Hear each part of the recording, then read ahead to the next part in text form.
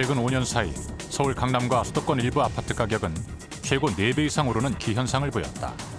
10억 9억 하던 거 13억이니까 4억 이상 올라버렸지 지금. 60% 내지 70%는 투기를 실수요자는 아닌 거로. 지금 현상에 대해서 이게 잘못하면 나라 망하지 않나 그런 생각이 들어요.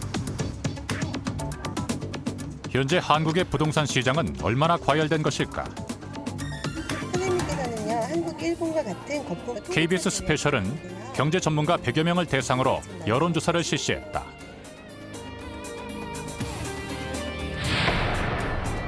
전문가의 80% 이상이 현재 부동산 가격에 거품이 있으며 이 거품은 1년을 전후에 꺼질 것으로 내다봤다. 거품이 전국화되게 되고 거품의 크기가 자꾸 더 커지게 되면 그때부터는 굉장히 위험한 상황이 오는 거지요. 근데 일본과 같은 상황이 올 수도 있습니다. 비록 일본과 같은 그런 그 정도의 부동산 법을 규범은 아니다 생각할지라도 경제가 못 받쳐주면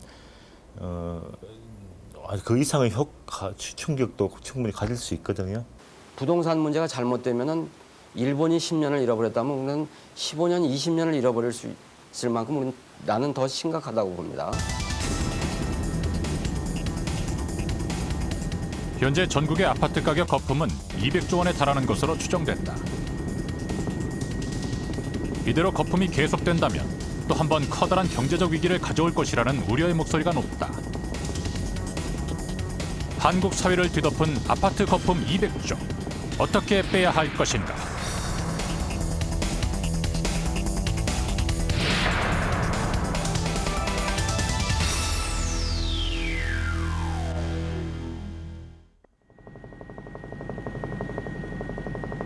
대한민국 집값 폭등의 진원지 서울시 강남구. 국내 최고급 주상복합 아파트인 도곡동 타워 팰리스는 최근 4년 동안 10억 원 정도 올랐다. 2002년에 분양을 시작한 대치동의 동부 센트레빌 아파트는 2년 만에 2배가 올라 현재 15억 원을 호가한다. 올 1월부터 입주를 시작한 도곡동의 신규 주상복합 아파트 매매가는 불과 6개월 사이 분양가의 2배 이상 뛰었다. 재건축 허가를 받은 개포 주공 아파트의 경우 17평의 매매가가 10억 2천만 원으로 전세가의 무려 10배가 넘는다. 그래갖고 우리 친척들도 17평짜리 1억 8천에 산 걸 3억 가니까 아이 팔아라고 했대. 팔아버렸어. 근데 그게 13억 돼버렸다. 10억 손해본 거예요, 한 5년 사이에. 그 소리만 하면 아이 속상하니까 이야기하지 말라고 그랬대. 아파트값 폭등 현상은 수도권 일대에서 지방으로까지 확산됐다. 지난 6월 창원의 한 아파트 분양 현장.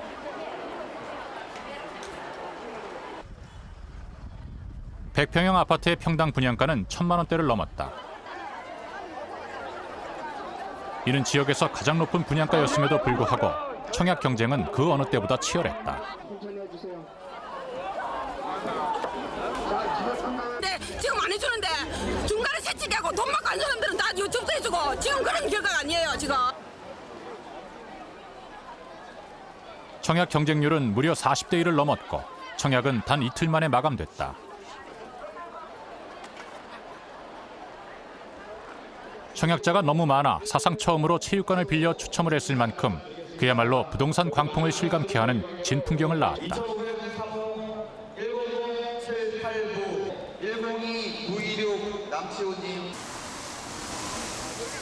신규 분양되는 아파트 가격이 폭등하면서 창원 시내 집값마저 따라올라 집 없는 서민들만 피해를 보고 있다. 우리는 1년 죽도록 장사해도 1, 2천만 원 저축하기 힘들다 아닙니까?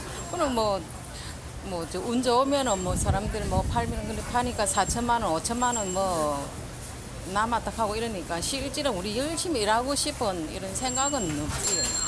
돈만 있으면 우리도 그런데 좀 뛰어들었으면 싶은 마음도 있습니다. 서울하고 입지 조건이나 모든 면이 똑같지는 않은데 시티 세분 이런 그 투기 세력들이 부추겨가지고 너무나 땅값이나 집값을 많이 올려놨다. 정부는 최근 부동산 시장의 과열을 잠재우기 위해 대대적인 세무조사를 실시했다. 현재 강남의 부동산은 개점 휴업 상태로 호가만 오락가락하고 있다. 하는 사람도 벌써 매물이 없는 거 아니까 부르는데요. 이제 깜짝깜짝 놀랄 정도로 가격 부르고. 정부는 8월 말 강도 높은 부동산 종합 대책을 내놓을 계획이다. 하지만 시장의 반응은 여전히 냉담하다.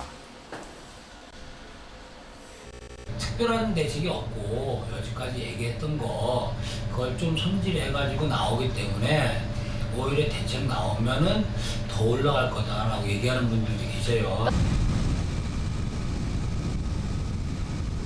전국의 집값이 들썩이는 동안 각종 개발 호재를 만난 땅값도 함께 폭등했다.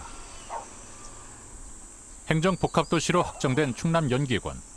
현재 토지 수용을 위해 정부의 실사가 진행 중이다. 연기군을 중심으로 인근 지역 땅값이 폭등했다. 토지 보상을 둘러싼 주민들의 반발도 극심하다. 2년 전에 뭐 7, 8만, 15만 원대 같은 거 30만 원 돈다고. 보상이 터졌다면 지금 30만 원 같은 게 60만 갈지 100만 갈지 알도 못해요 지금. 공공기관 이전 도시 후보지로 거론되고 있는 전남 장성군. 후보지 발표 후 장성의 일부 지역 땅값은 불과 2주 만에 3배 이상 올랐다. 기업도시 시범사업지로 확정된 충주 역시 땅값이 2배로 뛰었다. 건교부 조사에 따르면 올해 전국의 땅값은 총 2,176조 원으로 이는 1999년 1,232조 원에 비해 2배 가까이 오른 것이다.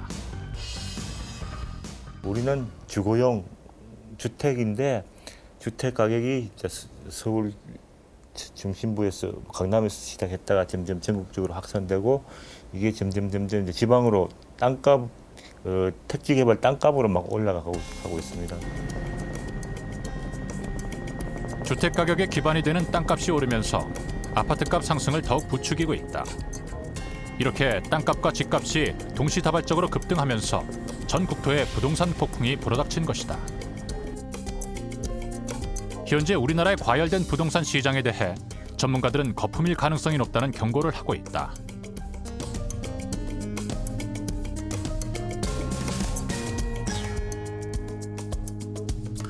거품일 가능성이 굉장히 많죠. 왜 그런가 하면 주택 가격 전세 가격 대비 주택 가격 비율을 보면 지금 사상 최고치를 지금 보이고 있습니다. 주택의 실수요를 반영하는 전세 가격과 투자 수요로 볼 수 있는 매매 가격의 비율은 점점 벌어지고 있다. 서울 강남구의 경우 2001년 이후 235%까지 그 비율이 크게 상승했다. 대치동의 한 아파트만 보더라도 최근 3년간 전세가는 큰 변동이 없는 데 반해 매매가만 꾸준히 오르는 결과를 나타냈다.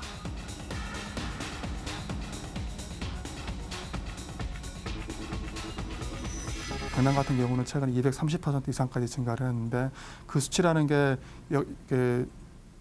주택은행에서 그 통계를 낸 그 수치 중에 이래로 가장 높게 지금 나타났거든요. 그래서 그걸 보더라도 지금 주택 가격에 대해서는 버블이 좀 굉장히 심화되지 않았느냐라고 좀 보고 있는 거죠. 전문가들의 여론조사 결과에서도 약 87%가 부동산 가격에 거품이 있다고 답해 현재의 부동산 시장을 정상적으로 보지 않는 의견이 지배적이었다.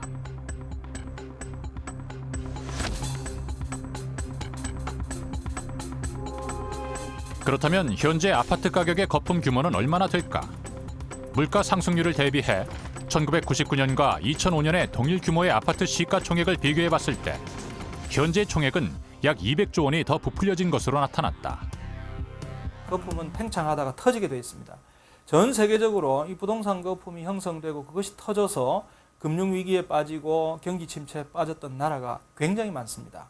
어떻든 간에 지금 이제 가격 상승기를 3년간을 지났고요. 2001년부터 2004년까지 가격 상승기를 3년을 지났고 그 이후에 가격 상승기를 이제 지나면서 많은 공급이 이루어졌기 때문에 이제는 가격이 안정이 되고 공급량이 충분히 입주가 이루어지면 가격이 안정되는 그런 시기로 전환이 된다 이렇게 생각이 듭니다. 현재 부동산 가격이 거품이라면 이 거품은 언제 빠질 것인가? 전문가의 50% 이상이 1년을 전후에 거품이 빠질 것으로 내다봤다. 하지만 빠지지 않을 것이라는 의견도 20%에 달했다. 바꿔질 수도 있다는 게 뭐냐면 그 버블이 계속 커가는 과정일 수도 있거든 지금 상황이요. 이제 사람들이 저도 이제 지금은 최정점에 와 있다라고 생각을 하고 있고 이 버블이라는 게 해소가 될 거라고 좀 생각을 하고 있지만은 만에 하나 이게 버블이 안 꺼지고 계속 커갈 수도 있는 거거든요. 예컨대 사람이 기대를 할 때 계속 그런 기대를 하고 있으면 그 기대라는 것은 계속 기대를 하게 되면 또 가격이 또 올라가게 돼 있거든요. 부동산 시장에 대한 기대감이 커지면서 사람들의 관심은 온통 부동산에 집중되고 있다. 경기도 외곽의 한 아파트. 강남 못지않은 주거 환경을 갖추고 있지만 이곳의 아파트 값은 많이 오르지 않았다. 이렇게 무시라고 하셔서 죄송합니다. 그리고 고맙고요.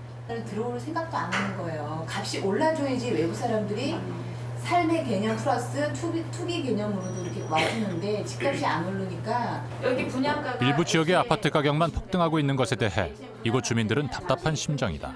반값도 안 돼요. 수지 내 친구 집 거기 사는데 걔네 집도 막 집 내놓자마자 사람들이 절대같이 몰려와가지고 거기도 막 평당천이 된대요. 내가 걔네 집도 가봤는데 막 산속에 이렇게 있어가지고 걸어 다니지도 못하겠더라고. 그러니까 저희가 이 사는데 이 주변의 환경에 비해서 너무 집값이 상대적으로 안 오른다 하는 생각들을 많이 가지고 계신 것 같더라고요. 여기도 강남 못지않게 여성분들이 좀 일꾼이 많이 좀 일어나 주셔가지고 일 좀 하시면 거기 못지않게 될 수도 있지 않을까. 진짜 우리가 사는데 좋은 만큼 또 집값도 사실 올라야 되는 게 맞는데 지금 우리가 너무 지금 박탈감을 가지고 사니까 집 한 채 마련하지 못한 서민들의 소외감은 더하다. 하루하루를 꾸려가기도 빡빡한 이들에게 수억을 헛가는 집값은 그저 꿈 같은 얘기일 뿐이다. 평생을 벌어도 몇 배씩 뛰어오르는 집값을 따라잡을 수 없는 것이 이들의 현실이다. 심장 뒤집히죠. 우리 매달요금 기본요금 1,900원 찍어가지고 아파트 산다 뭐 6억이다 9억 소리 들으면 뭐 정말 막막하죠. 올해로 7년째 택시 운전을 하고 있는 조보면 씨. 그의 한 달 수입은 평균 100만 원이다. 몇 달에 수억씩 올라가는 아파트 값에 절망하고 있다. 한 달에 뭐 4, 500을 버는데 저 사람들은 4, 5천을 번다 이러면은 내가 조금 더 노력하면은 나도 저렇게 되지 않을까라는 무슨 기대감을 가지고 경쟁심을 갖고 무슨 질투도 하고 이럴 텐데 나는 정말 한 달에 100만 원 벌기조차도 허덕이는데 저 사람들은 뭐 몇 억을 번다 하고 이렇게 얘기를 할 정도 하니까 이건 현실이 아니다. 그는 매일 새벽마다 신문 배달을 해서 생활비를 보탠다. 택시 월급만으론 한 달 월세까지 주며 살기엔 너무 빠듯하다. 새벽부터 밤까지 종일 일을 하지만 그는 적자를 면하기 힘들다. 이런 상황에서 집을 산다는 건 꿈도 꾸기 힘들다. 이미 그에게 내 집 마련의 꿈은 사라진 지 오래다. 집 산다는 꿈은 제가 이제 접었죠. 이제 접었어요. 접었어요? 예, 한 번 집을 샀다가 IMF 때 팔았거든요. 네. 그러고 나서 나름대로 열심히 이제 정말 성실하게 일을 해왔는데 이제는 집 산다는 희망을 아예 안 가져요. 서울 중구의 한 중견 보험회사.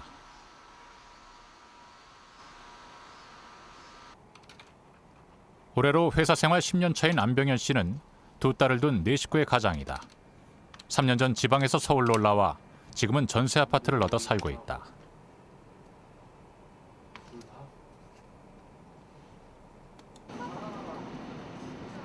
아직 집 장만할 길이 아마득한데 아파트 몇 채로 수억 원씩 벌어들이는 이야기를 접할 때마다 안 씨는 착잡한 마음뿐이다. 강북은 둘째 문제치고 강남 쪽은 아예 우리는 그 꿈의 숫자라고 볼 수 있죠. 뭐 아파트 한 채 수십억씩 가는 그런 아파트를 월급쟁이가 살 수는 없는 거 아닙니까? 어떻게 뭐 로또 복권이나 하나 된다면 모를까? 그는 회사에서 1시간 남짓한 거리인 강북의 한 아파트에서 살고 있다. 주거 환경도 깨끗하고 다니기에도 불편함이 없어 그는 매우 만족해하고 있다. 사실은 야근을 많이 하다 보니까 밤에 택시를 타야 될 일이 되게 많아요. 그래서 택시 타고 와서 10,000원 안쪽으로 떨어지는 동네를 찾았죠. 그래서 이제 여기가 딱 10,000원 떨어져요. 밤에 오면은.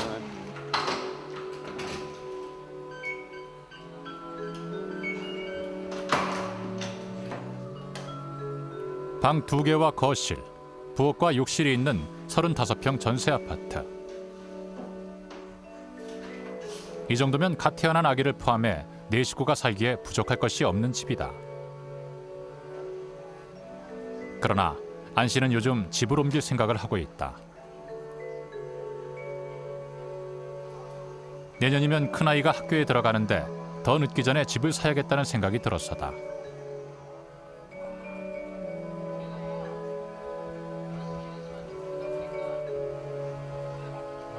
한 달 300만 원이 조금 안 되는 월급에서 생활비와 교육비를 빼고 나면 50만 원 정도를 저축할 수 있다.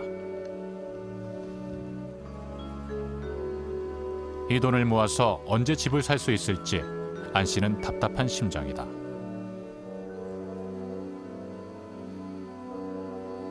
우리나라의 일반 직장인들 저와 같은 직장을 다니는 급여 생활자들은 급여를 받아서 거의 저축하는 금액의 거의 99%는 집을 마련하기 위한 저축이지 않나.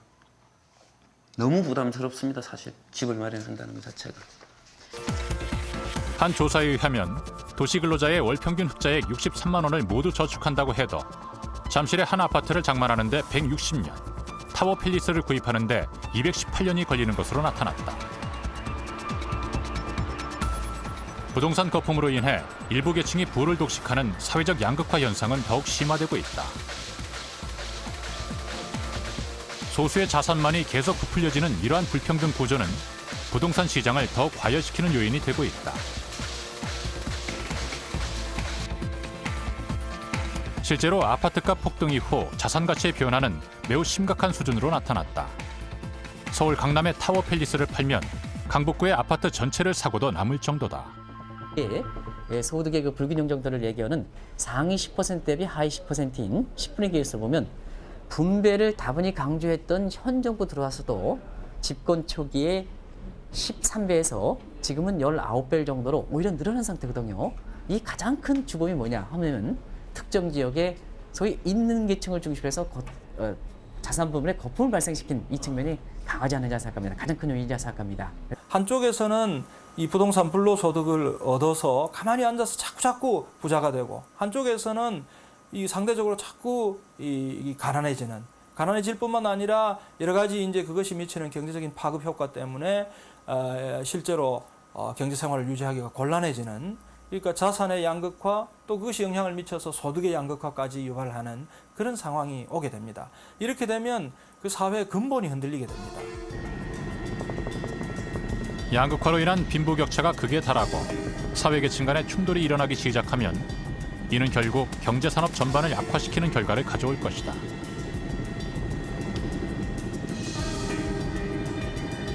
이게 빈부격차를 앉아서 벌리거든요. 근데 어느 나라든지 이렇게 빈부격차가 벌어지면 사회가 상당히 불안해집니다. 그리고 그 나라 경쟁력이 떨어지는 경우가 많습니다. 예를 들어서 특히 그 제조업이 주 산업으로 갖고 있는 데는 이렇게 부동산 버블이 오르고 난 후유증이 꼭 임금 인상을 불러일으키거든요. 그렇죠. 그럼 요소 가격이 생산 요소 가격이 올라간다는 얘기입니다. 그럼 제조업 경쟁이 점점 없어지고 고용력이 떨어지겠죠. 또 하나 문제가 뭐냐? 이 부동산 가격이 많이 오른 자체가 또 어떤 문제? 국민의 어떤 그 정신에도 문제를 악영향을 미칩니다. 열심히 일해서 벌 생각 없어지거든요. 근로 의욕은 떨어지겠죠. 내가 미쳤다고 이렇게 열심히 일하냐? 갖고 있다가 올리는 사람 훨씬 많은데.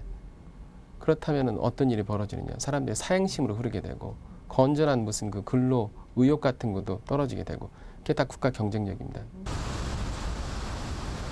1980년대 말 일본도 우리와 같이 부동산 폭등을 경험했다. 당시 일본은 도쿄 중심가의 땅값부터 오르기 시작해 순식간에 교외 전역으로 가격 폭등 현상이 나타났다. もともと地価高騰したきっかけは東京の高度商業地がきっかけですが、その後ですね、郊外にの住宅、例えば著名な住宅地の価格が上がっていくと、それから都内のマンションの価格が上がっていくという現象が生じたわけです。 도쿄 인근 지바현의 한 뉴타운.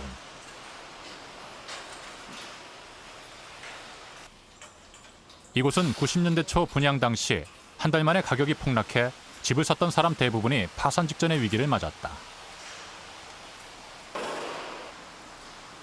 현재 집값은 분양가의 절반으로 떨어진 상태다. 당시 집을 샀던 사람들은 아무런 보상도 받지 못한 채 집값이 너무 떨어져 팔 수조차 없게 됐다.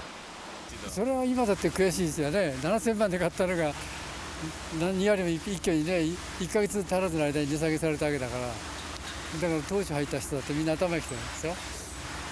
ほとんどの人が反対したでしょうからね。バナナのね叩き入れと違うからね、資産だからやっぱりそれによって今度資産価値がみんな下がるから、今度売ろうとするときはそれ以下じゃなきゃ売れないわけでしょ。だから7000万が8掛けになれば5600万か。 それ以下で売らなきゃ売れないわけですね。 5、6人いましたから。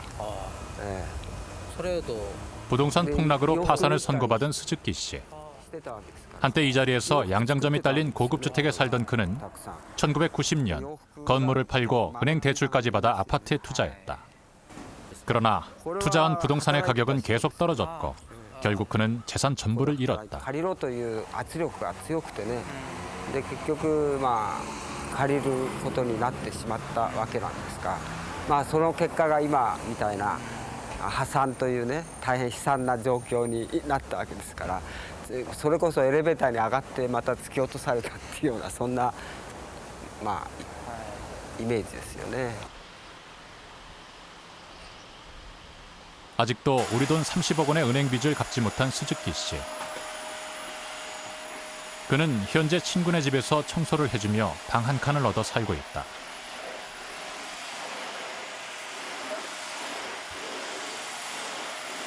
안나 小さなね、洋服店が16億円ものバブルで売れたわけですよね。それが今度は銀行からさらに5億円借りなさいということで借りて、それで不動産を買いなさいということで、提案融資なんですけども。 そういうことで名古屋と新潟とそれから所沢に合計で12億円の資金を投入して、不動産を買ったわけなんですが、それがことごとく下落しまして、結局ゼロに近い状況ですか。 스즈키 씨는 한때 고질라, 울트라맨 등 유명 영화의 미술 감독으로 일하기도 했다. 그러나 부동산 거품이 급격히 꺼지면서 그는 삶의 모든 것을 잃었다. 精神的にね、大変圧迫感っていうんですかね、それと不安定になったり、それとなんていうんですか、恐怖感とかね、それからなんか将来がちょっとわからないとか、それからうちの妻がね、まだこれからなんていうんですか、今うつ病になったりね、その他 いろんな病気が出てきますから、そういう意味ではすごく 1980년대 말 일본은 부동산 가격이 폭등하면서 모든 투자자들이 부동산으로 몰려들었다. 많은 기업과 가게가 은행에서 대출을 받아 부동산을 사들였다.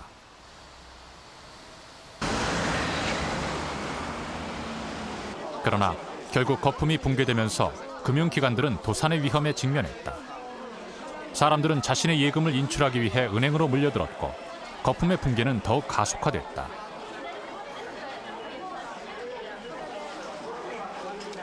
(120%까지) 부동산 담보대출을 해줬던 은행의 잘못된 대출 관행이 빚은 결과였다.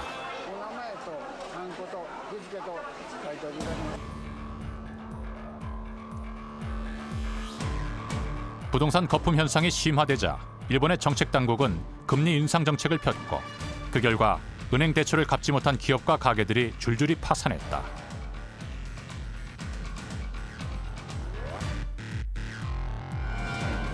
거품이 심했던 만큼 거품 붕괴의 충격도 컸다. 하루아침에 부동산 가격이 폭락하면서 당시 일본에는 실업자와 자살자가 속출했고 일본 경기도 장기 불황의 늪으로 빠졌다.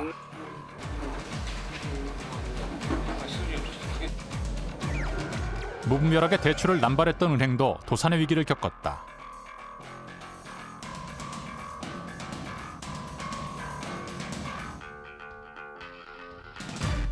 당시 은행의 대출 빚으로 파산한 사람만도 100만 명에 이른다. ともかく何でも構わない、不動産さえあれば何でも貸すという貸し方をしたんですね。だから当然年収が300万の人に 3億なんて貸せば返せなくなるっていうのは誰が考えても分かりそうなもんなんですけども、あの頃はそんなことは全然誰も関心向けてなくて、不動産さえあればいくらでも貸すっていうことで年収の100倍も貸すなんていうのはすごく横行したんです。 우리나라도 주택담보대출이 점점 증가하고 있는 추세다. 최근 부동산 시장이 과열되면서 금융권의 주택담보대출 경쟁도 치열해졌다.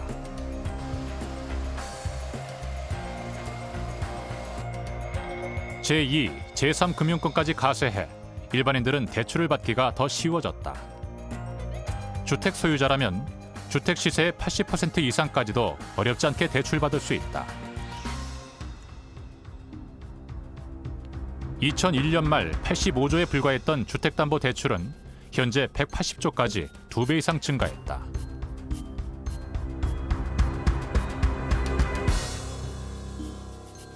현재 부동산을 위주로 한 은행의 가계대출 비율은 기업대출 비율을 넘어섰다.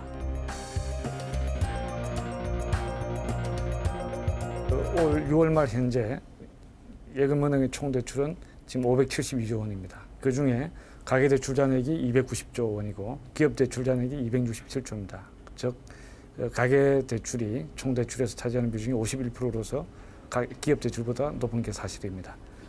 이러한 현상은 작년 9월 이후에 발생한 현상인데 그 이유 중에 하나로는 경기가 부진해지면서 기업들이 실물 투자를 하지 않음에 따라서 그 자금들이 은행들이 대체적으로 기업 대출보다 더 안전한 부동산 담보대출 등 가계대출로 대출을 늘린 데 원인이 있다고 하겠습니다.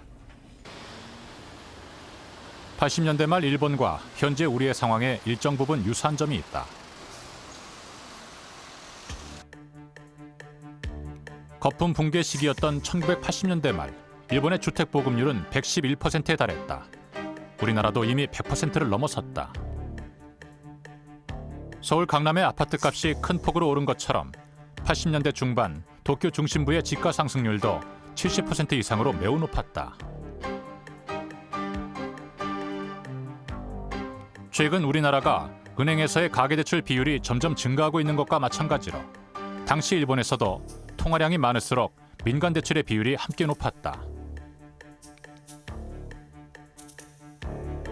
우리가 일본처럼 거품 붕괴로 인한 장기 불황에 빠질 가능성이 있는가? 이 질문에 전문가들의 견해는 50대 50으로 나뉘었다.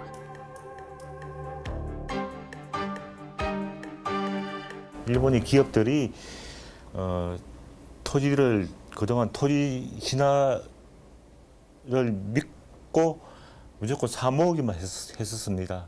그러다가 90년도부터 상황이 더 이상 진전될 수 없다는 전제를 하고 팔기를 시작했는데 그때부터 일본 기업들은 주택의 토지의 수요자에서 순매도자로 단숨에 전략을 했었습니다. 이것이 이제 일본 토지 가격 하락을 부추기는데요. 우리도 그럴 가능성이 상당히 있습니다. 그동안 주택의 순수요자인 가구가 어느 순간에 공급자로 돌변하면서 주택 가격 하락을 부채질할 수가 있습니다.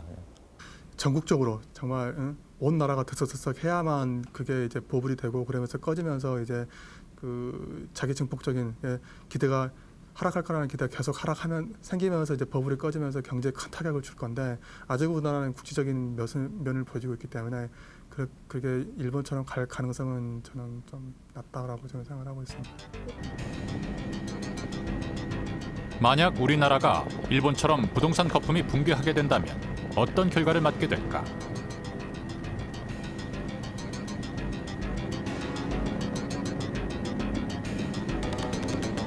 최근 발표된 한 연구소의 보고서. 한국과 일본, 양국 부동산 거품의 시작이 가계와 기업이라는 차이가 있지만 그 형성 배경은 매우 유사하다고 지적하고 있다. 개인의 주택담보대출이 증가한 상황에서 거품이 붕괴된다면 가계들이 파산하고 결과적으로 금융기관과 기업의 연쇄도산 우려도 있다는 것이다. 아마 그 충격이 아마 일본의 충격보다는 적지만 우리가는 기업에서 온 연유가 아니고 가계에서 시작된 이게 버블 붕괴 현상이 되니까 아마 그 절대적인 버블 규모는 적지만 아마 그 충격은 상당히 될 것이다. 건설업체 도산하는 것 역시 외환위기 때처럼 도산이 될 거고, 이 융자 받은 사람들이 신용카드 위기처럼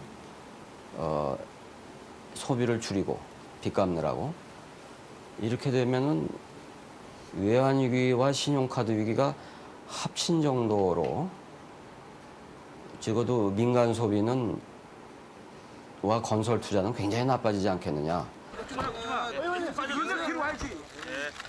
부동산만큼은 안정시키겠다는 강력한 의지를 보였던 참여정부. 그러나 정부 의지와는 달리 부동산 시장은 더욱 과열되는 현상을 보여왔다. 참여정부는 지난 30개월 동안 무려 30여 개의 부동산 정책을 내놓았다. 양도세 강화, 투기 과열지구 지정, 실거래가 기준의 세제 개편 등의 정책이었다. 대안적으로 운영할 수 있는 방법을 연구하겠다는 뜻입니다. 발생하는 개발 이익을 환수하는 장치가 미흡하여 주택이라 일반 주택은 그 통합평가하고 통합과세를 하고 있는데 상관 안 하고 있기 때문에 그것도 통합평가. 자주의 투기 지역 내 신규 아파트 담보대출 취급 건수를 1회로 제한하도록 지도할. 정부의 정책도 가수요와 투기 수요를 억제하는 정책과 같이 검토가 된다 하는 말씀이고요. 그러나 부동산 시장은 혼란의 연속이었다. 건설 경기 활성화와 국토 개발 등의 이유로 정부의 정책이 일관성을 잃었기 때문이다. 시세 차익을 노린 투기 수요가 부동산으로 몰려들었다. 또 IMF 이후 저금리 정책이 지속돼 오면서 시중에 놔두는 부동 자금만도 400조 원에 달했다. 투자할 곳이 없던 상황에서 정부의 부동산 투기 억제 의지조차 퇴색되자 시중의 돈들이 부동산으로 모였다. 시중에 부동자금이 넘쳐 흐른다든지 또는 그 어떤 부분의 수익성이 특별히 높다고 하는 전망이 시장에 이렇게 파급이 된다든지 이러면 누구라도 투기적 가수요, 투기적으로 투기 행위를 하려고 하는 투기적 가수요를 가진 사람으로 변화될 수 있습니다. 정부가 경기 부양과 투기 억제라는 두 가지 노선으로 혼란한 틈을 타 투기꾼들이 부동산 가격을 폭등시켰다.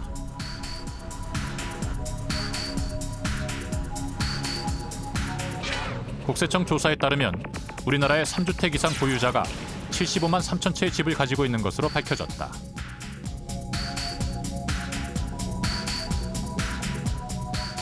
이들 다주택 보유자들은 투기 목적으로 집을 구입할 가능성이 크다.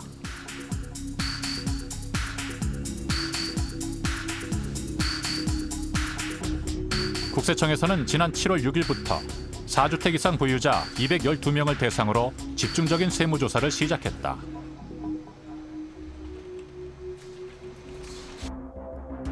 이번 세무조사에서 투기 혐의를 의심받고 있는 한 젊은이의 경우 그는 25살의 젊은 나이에 뚜렷한 직업도 없으나 추정시가 총 58억 원에 해당되는 집 8채를 보유하고 있었다. 그의 주소지로 등록된 집은 재개발이 예정된 강남의 13평짜리 시형 아파트.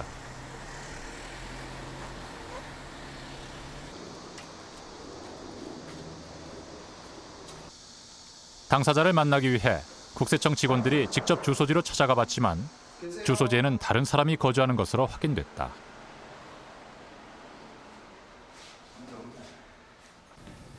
여기는 누구 소유도 아니에요. 저 옛날에 가등기 매매야 가등기 돼 있을 때 주소지를 이쪽으로 해놓은 것 같은데. 같은 단지의 또 다른 아파트는 세입자가 살고 있는 상태였다. 얼마에 얼마 있습니까? 이쪽 아파트도 여러 채 가지고 계신 분들 많다고 그러던데 네, 이 집도 많이 있어요. 이 집도 그런가요? 뭐 한 채씩 다 뭐 가지고 있는 거 다. 한 채 가지고 있는 사람들 말고 한번 예, 한 두 채씩 다 한 가지고 서너 채씩 이자 가지고 있는. 이쪽으로는 다 그런 사람 많아요. 그가 사들인 이 낡은 13평 아파트의 현재 시가는 무려 5억 원이 넘는다.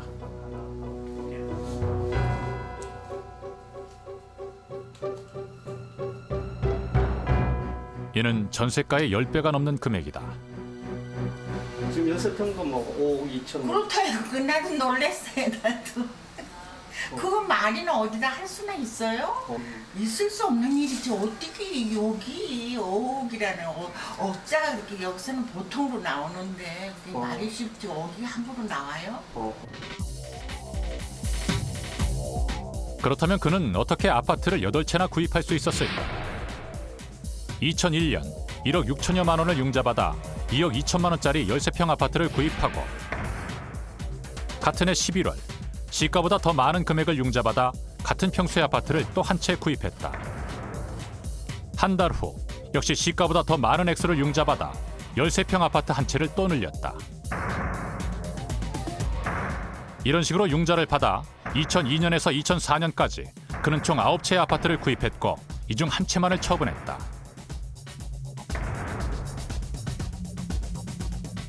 아파트 8채, 구입자금 36억 원 중 융자금 32억 원을 제외하고 나면 그가 들인 원금은 전체의 10% 정도에 불과하다.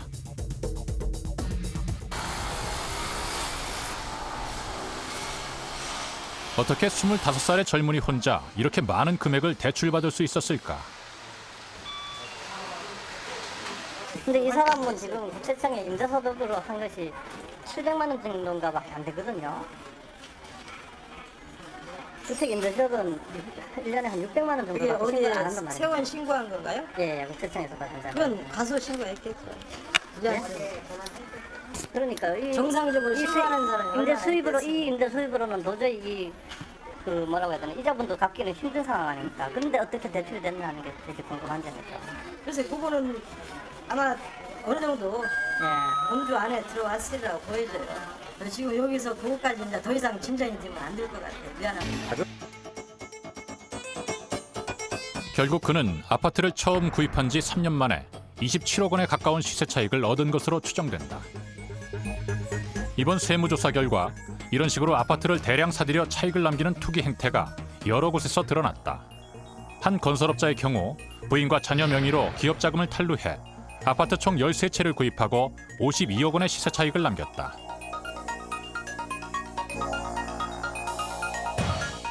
한 무속인의 경우에는 은행에서 134억 원을 대출받아 아파트 36채와 상가 4채를 사들였다.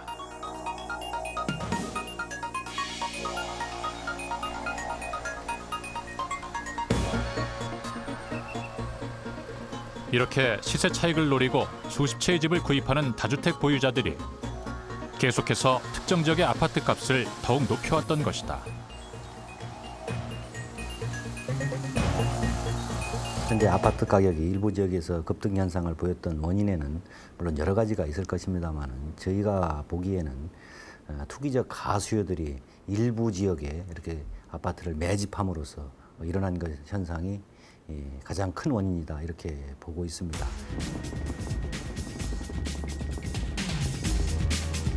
다주택 보유자들이 이렇게 많은 집을 사들일 수 있는 것은 집을 보유하는 데 대한 부담이 적기 때문이다.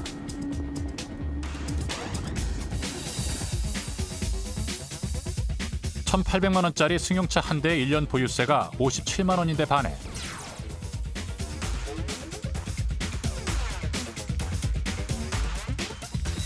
강남의 8억 5천만 원짜리 아파트 한 채의 보유세는 81만 원에 불과하다.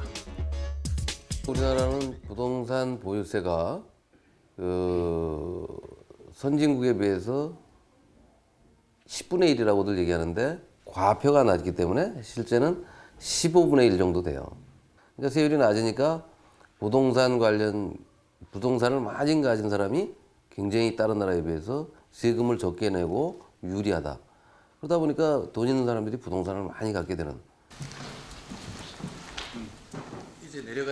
정부에서는 지난 5월 4일 아파트 보유세를 2017년까지 선진국 수준인 1%대로 올릴 것이라고 발표했다. 앞으로 12년 동안 점진적으로 올리겠다는 계획이었지만 이는 오히려 시장을 안심시키는 역효과를 불러일으켰다. 2017년대에야 1% 정도로 정상적으로 하겠다는 거는 앞으로 12년인데 12년 동안 안심하라. 세금 많이 안 올릴 테니까. 그런 메시지라는 거예요. 그래서 그걸 임기 내에 선진국 수준으로 끌어올려라. 1가구 1주택자인 대다수 서민들에게 급속한 보유세 강화는 너무 큰 부담이 된다는 지적이 많다. 그러나 1가구 1주택자들을 제외하고 다주택자들에 한해서는 여러 채를 보유하는 만큼의 무거운 세율을 신속히 적용하는 것이 정당하다는 주장이다. 보유세를 선진국 수준으로 가는데 한꺼번에 가는 건 뭐하지만은 1가구 다주택 소유자는 한꺼번에 가도 무방하다는 얘기예요. 그러면은 기존 주택을 매물로 내놓을 거 아닙니까? 그게 공급이다 이런 얘기입니다. 지금 아까 하려고 한 얘기가 꼭 새로 지어서 내놔야 공급이 아니라 기존 다주택 소유자가 가지고 있는 기존 주택이 매물로 내와도 그것도 훌륭한 공급이기 때문에 그게 조금만 나오면 거품이 꺼집니다. 그러니까 오히려 너무 많이 매물이 한꺼번에 나올까 봐 문제인 것이지 꺼지게 할 거를 작정하고 하면 뭐 하루아침에 꺼지게 할 수가 있어요.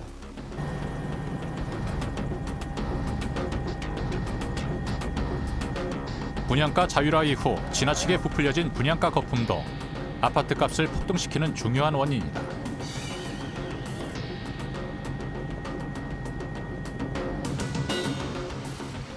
지난해 한 시민단체에서는 신도시 지역 신규 아파트의 분양 원가를 공개했다.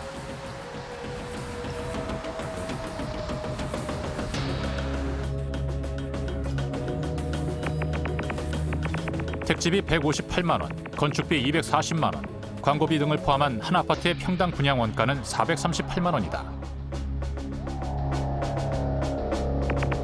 그런데 실제로 이 아파트의 평당 분양가는 780만 원이었다. 무려 44%의 폭리를 취한 것으로 추정된다. 얼마 전 한 건설업체가 분양가를 터무니없이 책정해 분양가 부풀리기라는 의혹을 받은 사건이 있었다.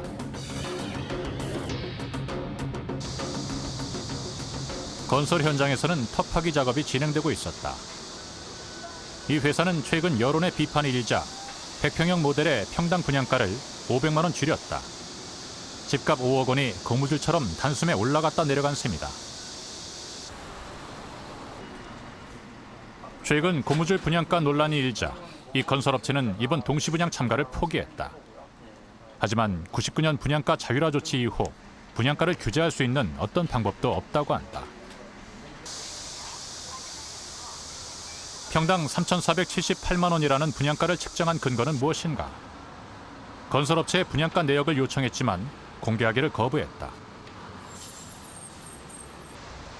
주변의 부동산 중개업자들은 분양 원가를 최대한 높이 잡아도 1,500만 원이 넘지 않을 것이라고 한다. 거기가 지금 현재 뭐 평당 뭐 한 3,400만 한 30매덕 나온다는 얘기인데 그렇죠. 엄청난 차이가 나온 것 같은데 그게 사실 나도 믿기지가 않아요 그게. 지금 현재 이제 이쪽에 이 주상복합단지의 평당 분양가가 3천만 원이 넘는다는 소문은 주변 아파트의 시세를 한 달 만에 무려 11%나 올려놓았다. 그리고 뭐 지금 사실 이 주상복합 같은 데는 보니까 분양가 자율화를 해놓으니까 그냥 거기 따라 올라가는 거고 막 응? 그리고 이런 게 올라가니까 이제 기존 아파트들도 그냥 또 올리는 거야 그냥. 여기 얼마인데 우리 아파트 왜 그 정도 못 받냐? 그리고 같이 또 오르고. 그러니까 지금 분양가 자율화가 하여튼 이게 지금 이제 가격 끌어올린 제일 원흉이고. 지난 1999년 최고가를 기록했던 타워팰리스의 분양가 914만 원을 시작으로 2002년 말 잠실 주상복합 아파트 분양에서는 평당 1,000만 원을 넘었으며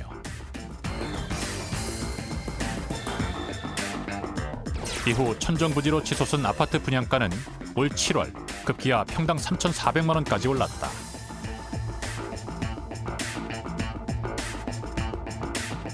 (2000년에서 2005년까지) 5년 사이에 서울의 아파트 평당 분양가는 2배로 급등했다. 99년 이전만 해도 분양가가 규제될 당시에는 주택이 대규모 공급되는 것이 주거 안정에도 기여한 것인데 그 가장 주요 원인이 신규 공급되는 그런 양질의 아파트가 주변 지역보다 저렴한 70% 정도 저렴한 가격으로 공급됐다는 거죠. 소비자들한테는 계속해서 그런 저렴한 주택이 공급되니까 그것이 주거 안정에도 효과를 가져온 반면에 지금은 그렇지 않다는 거죠. 분양가 자율화 이후에는 분양가가 고무줄 분양가가 되면서 오히려 주변 지역보다 더 높은 가격의 분양가가 계속 공급되고 있으니까요. 분양가 자율화는 지난 99년 건설경기 부양을 통해 전체 경제를 활성화시키려는 목적으로 시행됐다.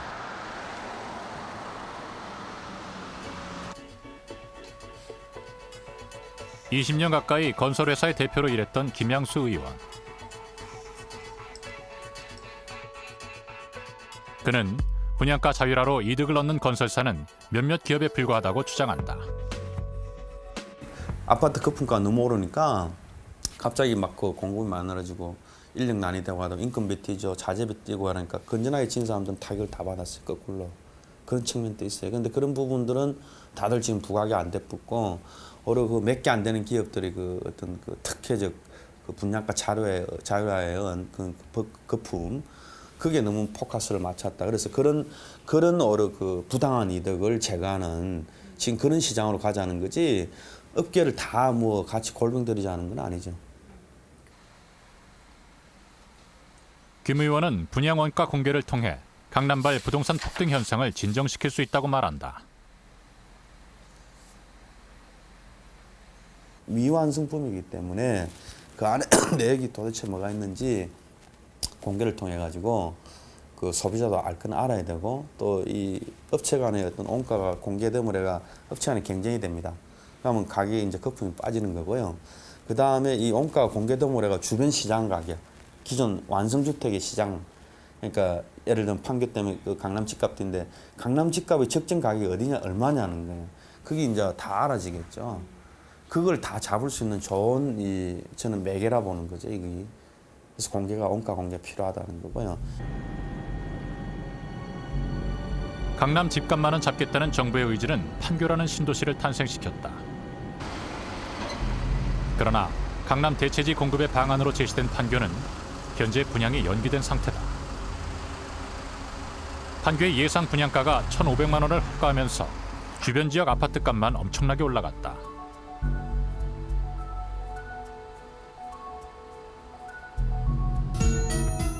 한 시민단체의 조사에 의하면 판교의 영향으로 올 5개월 사이 분당, 용인 등 신도시의 아파트값이 11조 원, 강남 지역은 23조 원이 폭등한 것으로 나타났다. 판교에 그 50평짜리 아파트를 지면 건축비를 평당 400만 원으로 줘도 2억이고 땅값까지 포함하면 3억도 안 됩니다.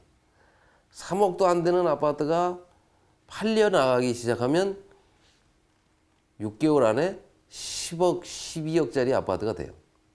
그것이 지금 그 판교 윗가의 판교라는 곳이 그런 일을 벌일 것이다. 그러면 또다시 투기를 조장하고 온 국민이 그거에 관심을 갖게 되고 거기에 당첨되기를 바라고. 개발 이익에 대한 아무런 환수 장치도 없이 민영개발 방식을 선택한 판교에는 향후 기대 수익을 노리는 투기꾼과 민간 건설업체가 모여들었다.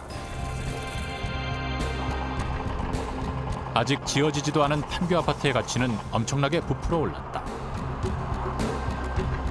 토공주공이 예를 들면 판교 지역의 토지를 수용을 했단 말입니다. 수용할 때 가격은 얼마 안 됩니다. 얼마 안 되는데 그것을 민간업자한테 넘길 때는 상당히 이제 또 가격이 올라가는데요. 그 다음에 민간업자가 또 그걸 분양받아가지고 아파트를 지어서 또 분양할 때는 또 그 땅값이 훨씬 더 많이 올라갑니다.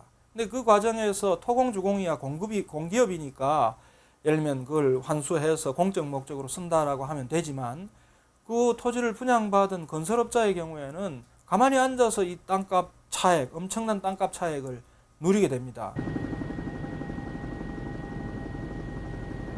준비되지 않은 개발 정책, 투기꾼들의 난립, 건설사의 풍미로 인한 분양가 폭등, 이 모든 폐해가 만나 빚어낸 결과물이 바로 판교다. 판교의 해결책으로 제시되는 것은 공영 개발 방식을 통해 공공임대주택을 확대하자는 것이다. 프랑스 파리에서는 한 해 주택 공급량의 절반이 공공임대주택이다. 파리 중심가에도 공공주택이 많이 들어서 있다. 특히 저소득층뿐 아니라 중산층 이상까지 여러 계층을 대상으로 다양한 평수의 주택이 공급되고 있다. Il a 17 ans, il est passionné d'ordinateur. Si les ressources rentrent en ligne de compte, parce que si vos ressources ne permettent pas de payer un loyer, normalement, ça doit, vous devez gagner 4 fois votre loyer. Donc les immeubles de l'EPAC, les immeubles sociaux de l'EPAC. 파리와 파리 외곽에 공공주택을 짓고 관리하는 공공주택 운영기관은 한 해 1,500채 정도의 공공주택을 짓는다. 앞으로 공급을 계속 더 늘려갈 계획이다. Il y a une très forte volonté politique de Paris de voir la part du logement social à Paris augmenter. Ce qu'il y a, c'est que l'écart entre le nombre de logements sociaux et le nombre de logements à Paris est très grand. Et donc, au rythme de 3 ou 4 000 logements sociaux par an, la progression est lente. Mais la volonté est très forte de voir progresser cette part de logements sociaux dans la capitale.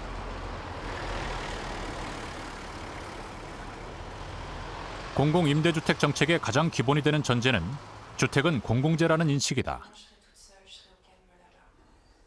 한정된 재화 안에서 누구에게나 주거의 권리가 보장돼야 한다면 정부가 나서서 이를 해결하고 지원해 주는 것이 당연하다는 것이 프랑스 공공주택의 철학이다. Le logement est considéré en France comme étant, j'allais dire, une des choses essentielles à la vie. Et donc, la puissance publique doit rester responsable du logement des habitants. 국가가 보유하고 있는 공공주택 비율을 보면 선진국 대부분이 20% 정도인데 비해 우리나라는 겨우 2.5%에 불과하다. OECD 국가들 중 최하위 수준이다.